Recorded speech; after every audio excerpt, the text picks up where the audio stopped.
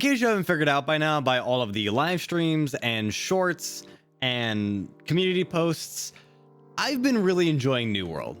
However, there are a couple things that I really wish that I knew first starting out playing this game, because if you don't know a couple things, the game doesn't really teach you anything, and it can be really confusing, and you can waste a lot of time early on in the game, which is kind of what I did. And this game is already enough of a grind, and I want to help you guys out and prevent you guys from losing as much time as possible. So without further ado, here are 5 things that I really wish that I knew before getting into New World. Number 1, starting zones. And this is going to sound a little bit weird, but you can actually pick which starting zone you start at. See, you either spawn in Monarch's Bluff, Everfall, First Light, or Windsward. And you can spawn on the beach on any one of those continent zones. And the clear winner, in my opinion, is Windsward, because Windsward is going to be the closest to all of the story quest lines. It has easy access to all of the early game stuff, so iron, hemp, rawhide is all really easy to find in Windsward, and you're going to save a lot of time. You can actually pick which starting zone you start your quest line at. Now, this is important. When you spawn on the beach, you do your first quest line and then stop. Literally, after you do your first mission, stop, because you will notice that you can pick up your quest from any of the different beaches in the zones. Run to Windsward, pick up the one there, and start in Windsward. I know it sounds super counterintuitive to start your game by running 10 minutes to Windsward, but you're going to save so much time in the long run. Trust me on this one. Plus, along the way, make sure you're picking up as much flint as you can, and as many just herbs, bushes, all that kind of stuff to just kind of get your gathering and your crafting going early on into the game. Okay, we got you going on the game. We got you going at the best place, the best time. You're doing everything how you should. How do you power level at this point and level up as quickly as possible and not drag your feet? Now, this is just assuming that you don't want to smell the roses and kind of do what I did, which was just heavily index into crafting and just craft and gather for hours and hours and hours on end. If you're just looking to level up, the best way to do it is by doing the main quest line. Main quest line gives you the most amount of XP, and it will actually cap you at a certain point and say, hey, you need to go play other parts of the game. Excuse me, I had a weird burp there at the end of the sentence. And at that point, when it says, hey, level up to this certain point before continuing the main storyline, that's when you go and do the town board missions, you do your faction missions, you do the side quests, because all of those are going to give you a decent amount of XP, but it's not going to give you the same amount of XP as the main storyline. So if you're looking to power level, main storyline first, then your side quests, then the town board, then the faction mission. And then by that point in time, you should be leveled enough to get back to the main storyline. You can kind of continue that cycle until you get to the Armine dungeon, and then just run the Armine dungeon. I mean, that gives you more XP than anything else in the game. So if you have a group, run the dungeon, and if not, keep doing the same thing. Main storyline, town boards, faction missions, side quests. There you go. Tip number 3 is talking about the factions and faction missions and the benefits to doing all of that. So, your faction missions, PvE and PvP, they do 2 separate things. Your PvE quests are going to level you up within the faction, and they're going to give you decent chunks of XP.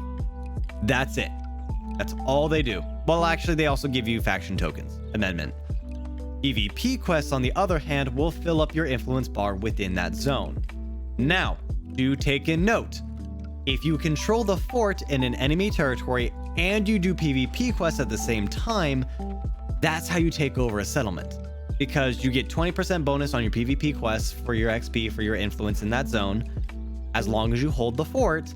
And if you have a crew running PvP quests to turn in the quest to actually move up the influence bar, that's how you take over a zone. Once it reaches 100%, then you can declare war on them.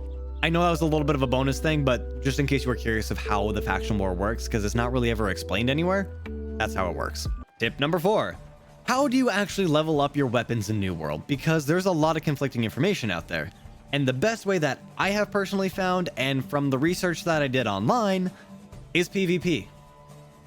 Nothing else in the game levels up your weapon experience quite like PvP. Now, it is risk versus reward because PvP is difficult and you have to kill other players, you have to participate in killing other players to get the weapon XP, and if you don't kill the player, well, you don't get that XP. But PvP is very fun in New World.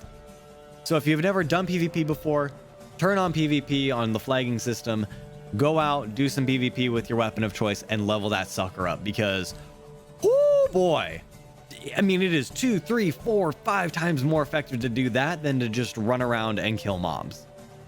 If you are not in a position to do PvP, there is another thing that you can do, and that is to go out and grind gold mobs. What is a gold mob? Well, the easiest one that I can think of is actually Scratch Rock Burrow in Windsward, but there are other places that you can find gold mobs. It's basically like a boss mob that you go, you grind, you farm, you hit them, you get a bunch of weapon XP. You can kill things in the area that spawn there, and then you can farm the boss again. That is the second best way to level up your weapon XP, but it is nowhere near as good as PvP. Like, PvP is by far and away the best way to level up your weapon. I wanted to throw that in the video as well because I really don't see that anywhere in the game. Like, there is nothing in the game that tells you that that's what you should be doing to level up your weapons. So hopefully that one helps. Tip number 5, buy a house as soon as possible. Play the stock market game. I have a short on the channel. I'll put a link to it up there. Watch the short, make some money, and buy a house. It will save you so much Azoth and so much time fast traveling. So how a house works is it is on a 4-hour long timer to do a fast recall from anywhere in the world back to your home. It's basically like a second inn, and you can have up to 3 houses on the map. Buy your first home within your settlement of a zone that you control, and if you are part of the faction that controls that settlement, even better. You can buy a house for as low as 1,500 gold. If you have all of those bonuses stacking on top of each other, I bought my house for 2,500 gold because I wasn't part of the company, which still is super cheap. Just do it. Trust me on this one. And those were 5 tips, but let me throw in a quick bonus tip here for you. This game is super grindy and people are complaining about it already because of how grindy it is. There's a way to circumnavigate that. And how you're going to do that is play the stock market game. Think 2 steps ahead of what people are going to need. Example for me, I knew that people were going to need common health potions to run the Armene dungeon. So I just started selling common health potions in Windsward, which is the closest settlement. I have made probably around 2,000 gold just doing that. On top of that, rugged bags of holding are very, very good. You can buy the major rune of holding from your faction for 500 gold. You can flip that for 1,000 gold easily. Right now, the low tier bags are not really worth it. Like, it's 250 gold, and then you can maybe sell it for like 260, 500 gold, kind of in that range, depending on your server. It's really not worth it. You could still do it. Another thing that you can do to make money would be furnishings, specifically the chests that you can make in terms of furniture. That can be another opportunity for money once people start buying their houses and realizing that they can upgrade their storage. That's something that I'm starting to invest into and starting to index into. But make a bunch of money on the market, use that money to then buy low tier crafting items, iron ore, hemp, greenwood, whatever you need on the market. Place a buy order for a reasonable price, say like, you know, a gold a pop, you know, 1 gold or 2 gold a pop for what you need. Set however much you need, and people will fill your buy orders if you're being generous with your gold. Because people will put buy orders up on there for like 20 cents, and it's ridiculous. Nobody's gonna fill that buy order. However, if you undercut the market by a fair amount, but you do a guaranteed buy order, somebody's gonna bite on that. So sell stuff on the market, buy stuff that you need on a buy order, and you can do all that stuff. Come home from work, set all that stuff up, go to bed, wake up, go to work, come back, and then all that trading will have been done while you're at work and sleeping. And then you can just level up, do all the stuff you need, put all the stuff on the market again, and repeat that. And you're going to outplay the 1% of people that just know life this game by doing that. You're going to catch up to them around level 25, 35 by doing that. I swear to you. So those were 5 tips plus a bonus tip. If you have any other tips for New World players, please drop them down in the comments below. If you have any farming routes, any comments, anything like that, drop by one of the live streams. I've been doing a lot of New World live streams because I'm really enjoying this game, and now I'm starting to get into dungeon runs and PvP runs and PvP wars because I've been hardcore grinding this game for a week because I had some time off away from work. But I hope to see you all again soon. Go Marauders, and take care. Oh, also, totally forgot about this, but if you are on US West, look up the Free Walrus Company.